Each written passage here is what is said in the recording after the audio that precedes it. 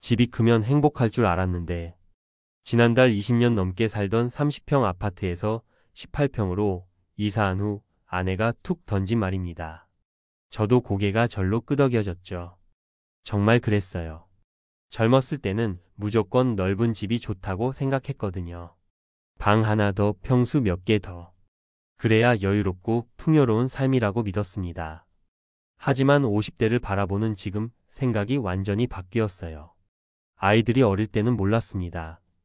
온 집안을 뛰어다니며 시끄럽게 떠들고 장난감이 여기저기 굴러다녀도 그저 아이들이 크는구나 싶어 대수롭지 않게 여겼죠. 그런데 아이들이 고등학생이 되고 나니 상황이 달라졌어요. 30평 집에 가족 4명이 살면서도 정작 함께 있는 시간은 거의 없더라고요. 아이들은 각자 방에서 스마트폰만 들여다보고 저희 부부도 거실과 안방을 오가며 따로 시간을 보냈습니다. 넓은 집이 오히려 가족을 떨어뜨려 놓은 셈이었죠. 그리고 관리가 정말 힘들더군요. 청소할 곳은 많고 각 방마다 난방비는 따로 나가고 특히 겨울철 전기세는 정말 부담스러웠어요. 한 달에 20만 원씩 나올 때도 있었거든요. 가장 큰 문제는 물건이 계속 늘어난다는 거였어요. 공간이 있으니까 자꾸 채우게 되더라고요. 빈 방 하나가 있으면 어느새 창고가 되고 넓은 거실에는 이것저것 장식품들이 늘어나고 결국 집이 커질수록 물건도 많아지고 관리할 일도 많아지고 돈도 더 들어가는 악순환이었습니다. 전환점은 작년 여름 가족 여행이었어요. 제주도에서 일주일 동안 작은 펜션에서 지냈는데 놀랍게도 그 일주일이 최근 몇 년 중 가장 화목했거든요. 좁은 공간에 모여 있다 보니 자연스럽게 대화도 늘고 함께 요리도 하고 저녁에는 모여서 영화도 봤어요. 아이들도 평소보다 말을 많이 하더라고요. 그때 문득 생각했습니다. 우리가 진짜 필요한 건 넓은 공간이 아니라 가족이 모일 수 있는 공간이구나. 마침 전세 만료 시기가 다가와서 아내와 진지하게 상의했어요. 평수를 줄여보자고요. 처음엔 아내도 망설였죠. 이미 어느 정도 나이가 되었는데 집이 작아지면 체면이 서지 않는다고 생각했거든요. 하지만 계산해보니 답이 명확했어요. 30평에서 18평으로 줄이면 전세 자금도 5천만 원 정도 절약되고 관리비도 월 10만 원 가까이 줄어든다는 걸 알았거든요. 그 돈이면 아이들 대학 등록금 걱정을 훨씬 덜 수 있죠. 이사한 지 이제 2달 정도 되었는데 변화가 정말 드라마틱해요. 일단 청소 시간이 반으로 줄었어요. 예전엔 주말마다 반나절을 청소에 투자했는데 지금은 1시간이면 집 전체가 말끔해집니다. 물걸레질도 30분이면 끝나고요. 전기세도 확실히 줄었어요.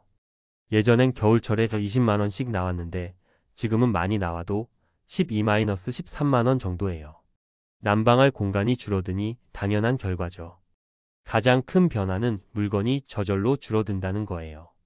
공간이 제한되어 있으니까 정말 필요한 것만 남게 되더라고요. 예전처럼 일단 사두자는 생각이 안 들어요. 둘 곳이 없으니까 신중하게 생각하게 되죠. 그리고 가족 시간이 정말 늘었어요. 거실이 하나뿐이다 보니 자연스럽게 모이게 되고 아이들도 각자 방에만 틀어박혀 있지 않고 거실에서 공부하거나 휴대폰을 하게 되었어요. 구체적으로 계산해 보니 이런 절약이 생겼어요.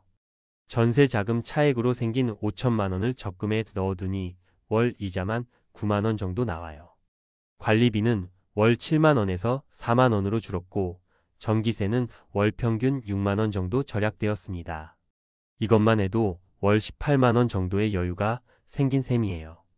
거기에 물건을 덜 사게 되면서 생기는 절약까지 합치면 월 30만 원 가까운 돈이 남아요. 1년이면 거의 360만 원이죠. 아이들 대학 등록금 걱정에서 많이 벗어날 수 있었어요. 사실 이런 생각의 전환은 몇 년 전 캠핑카 여행에서 시작되었어요. 친구 부부와 함께 일주일 동안 캠핑카로 여행을 했는데 그 좁은 공간에서도 충분히 편안하고 행복했거든요. 아침에 일어나서 커피 한 잔 마시고 간단한 요리를 해서 함께 먹고 저녁에는 바깥 풍경을 보며 담소를 나누는 시간들. 그게 어떤 호텔보다도 만족스러웠어요. 캠핑카에는 정말 필수적인 것들만 있잖아요. 그런데도 불편함을 전혀 느끼지 못했어요. 오히려 단순해서 더 편했죠. 그때 깨달았습니다. 행복은 공간의 크기와 비례하지 않는다는 걸요. 물론 처음엔 주변 시선이 신경 쓰였어요. 같은 또래 친구들은 대부분 더 큰 집으로 이사 가는 상황에서 저희만 작은 집으로 옮기니까 뭔가 역행하는 느낌이었죠. 요즘 집값이 오르는데 왜 팔았어? 더 크게 이사 가지 그랬어? 이런 말들을 들을 때도 있었어요. 하지만 지금은 자신 있게 대답해요. 우리한테는 이게 더 맞더라고요. 실제로 저희 선택을 보고 관심을 보이는 친구들도 생겼어요. 특히 아이들이 독립을 준비하는 50대 부부들은 우리도 생각해 봐야겠다고 하더라고요. 작게 살기 시작하면서 오히려 삶이 커졌어요. 물리적 공간은 줄었지만 마음의 여유는 훨씬 커졌거든요. 집 관리에 쓰던 시간을 가족과 보내고 전에는 관리비와 전기세로 나가던 돈으로 가끔 좋은 식당에서 외식도 하고 아이들과 여행도 더 자주 갈 수 있게 되었어요. 무엇보다 마음이 편해졌어요. 큰 집을 유지해야 한다는 부담감, 늘어나는 물건들을 관리해야 한다는 스트레스에서 벗어났거든요. 저는 이제 확신해요. 50대에는 더하는 것보다 빼는 것이 더 지혜로운 선택이라는 걸요. 큰 집에 살면서 큰 고민을 하는 것보다 작은 집에서 큰 만족을 누리는 게 훨씬 현명하다고 생각해요. 젊었을 때는 소유가 곧 성공이라고 생각했어요. 더 넓은 집, 더 많은 물건, 더 큰 공간이 삶의 질을 높여준다고 믿었죠. 하지만 지금은 알아요. 진짜 풍요로운 삶은 얼마나 많이 가지느냐가 아니라 얼마나 자유롭게 누리느냐에 달려 있다는 걸요.